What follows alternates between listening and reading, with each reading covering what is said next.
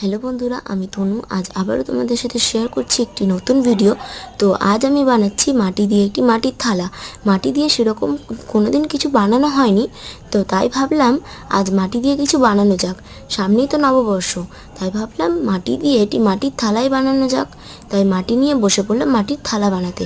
প্রথমে মাটিটি ভালো করে মেখে বেলনার সাহায্যে বেলে গোল প্লেট বসিয়ে রাউন্ড শেপ কেটে নিলাম।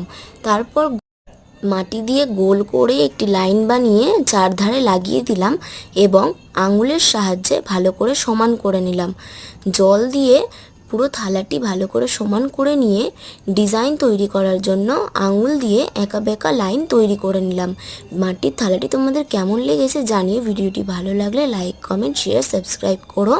এবং মাটির থালার এই রং করার ভিডিওটি নিয়ে আসছি নববর্ষের দিন। দেখা হচ্ছে পরের ভিডিওতে। ততক্ষণের জন্য বাই।